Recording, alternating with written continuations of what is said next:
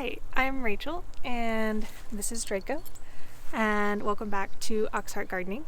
This is week 2 of our 2020 garden tours, and it is still pretty cold outside.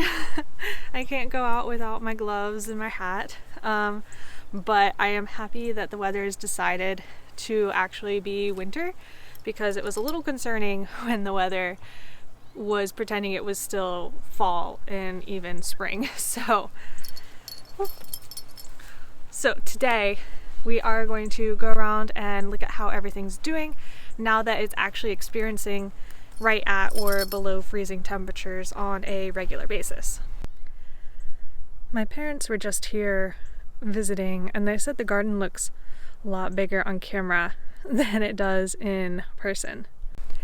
And I think that's because I use a wide angle lens so that you can kind of see more, but it also distorts the perspective a little bit. So it might look a little bigger to you than it is in reality. So starting where we always do, along this first trellis, this is where all my fava beans are.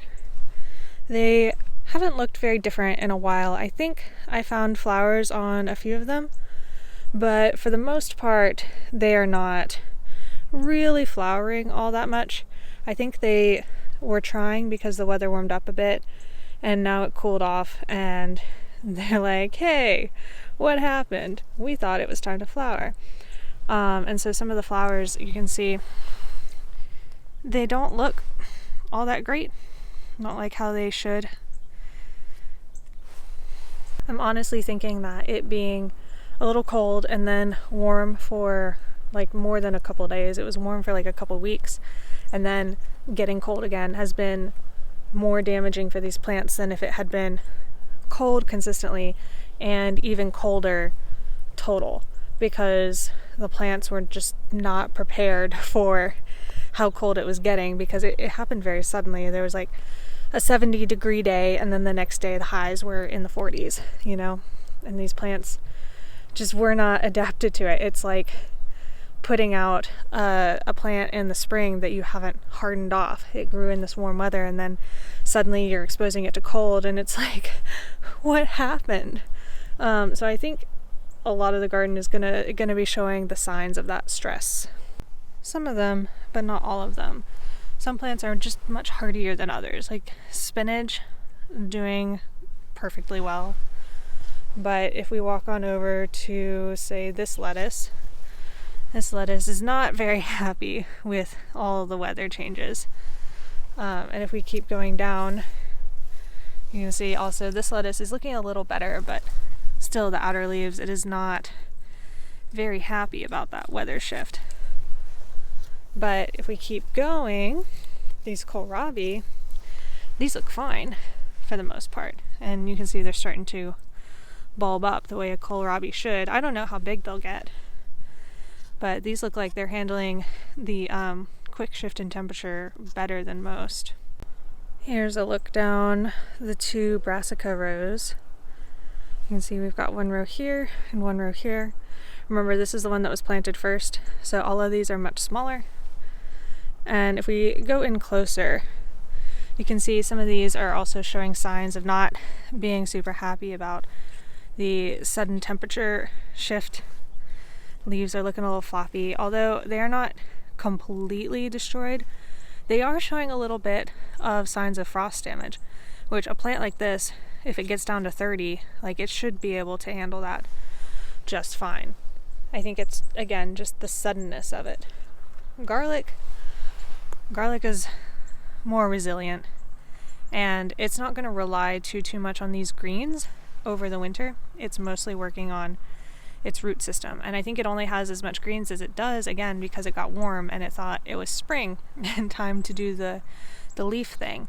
But overall, I think the garlic will be all right. Let's see. This one, again, not so happy.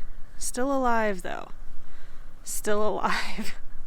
And I have a feeling the new leaves that come up will do a lot better with the cold than these older ones.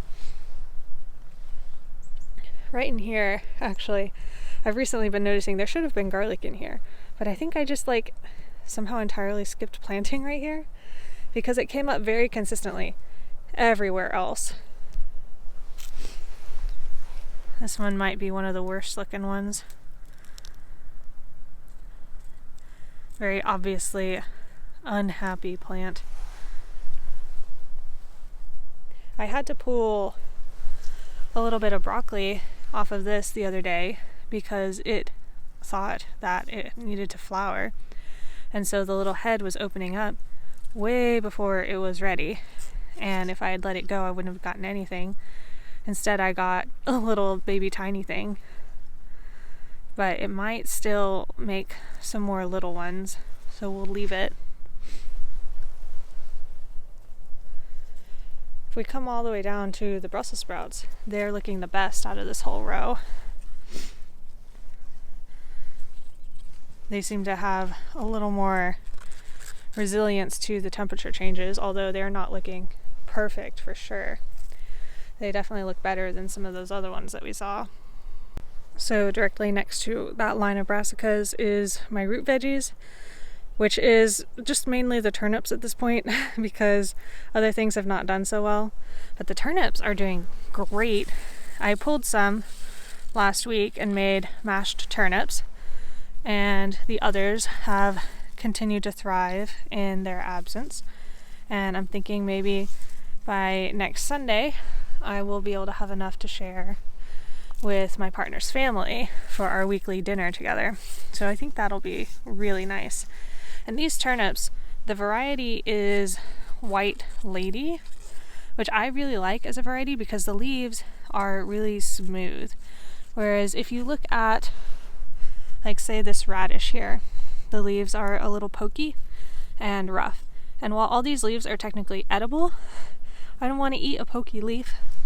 I want to eat a soft leaf. And so when I'm growing these smooth leaved turnips, not only is it nicer for me to put bare hands in through the leaves, it is nicer to eat if I want to. Turnip greens are totally edible if that's something that you want to eat. Underneath the turnips a little bit, there are a few beets growing. You can see the difference in the leaves here. And these have not really started bulbing up yet as far as I can tell. There's only just a few down the row. I've never really eaten beets before, so I planted sugar beets, which are white, and they're supposed to not have so much of that like dirt flavor that people talk about with beets. I'm really excited to try them if they actually do grow. So aside from the turnips, the other big thing I have going is a few rutabagas, and these were really leggy when I put them in. So you can see how the part of them that is bulbing up is a little bit above the soil. However, that makes it very easy to check on them and see how they're doing. And now that it's getting cold again, hopefully they will finish bulbing up. Because if you didn't know, it's the cold that makes root vegetables make these big tasty roots. That is their energy storage for the cold season. And so if it never gets cold, they never feel like they have to store all that sugar in their root, and roots never get big. You don't get the harvest that you're hoping for. And on this front trellis where I have peas, there are technically live pea plants here, but they still don't look very happy. They grew a little bit while it was warmer, and now they look a little upset that it's cold again. I am losing hope that I will actually see peas from these plants. I think I will replant peas along here in a month or so when we're getting towards the end of our winter weather. The other day I planted some little kale starts out. This is my third or fourth attempt at kale this year. I started these indoors and then hardened them off and moved them out here, and we'll see how they do. Kale is supposed to be pretty resilient as far as cold weather crops go. I've seen it where everything is dying and flopping over and the kale is just going strong.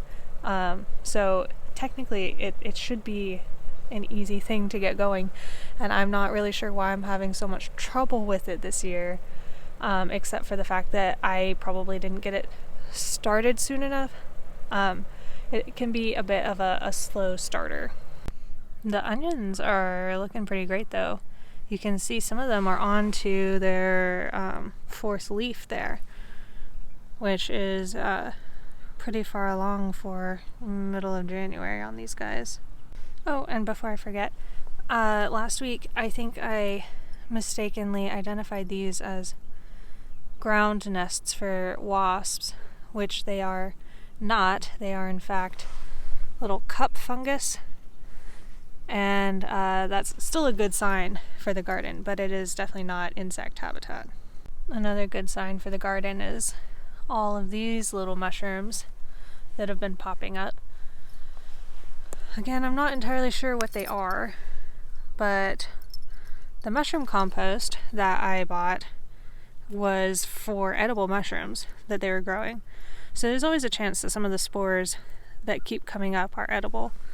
But I would definitely not eat them until I was absolutely sure about what they are. Regardless of how edible they are, though, they are still really good to see in the garden because they are indicative of healthy soil. They are a part of a very healthy soil network in which the roots of plants are interconnected by the underground networks of mushrooms or mycelium.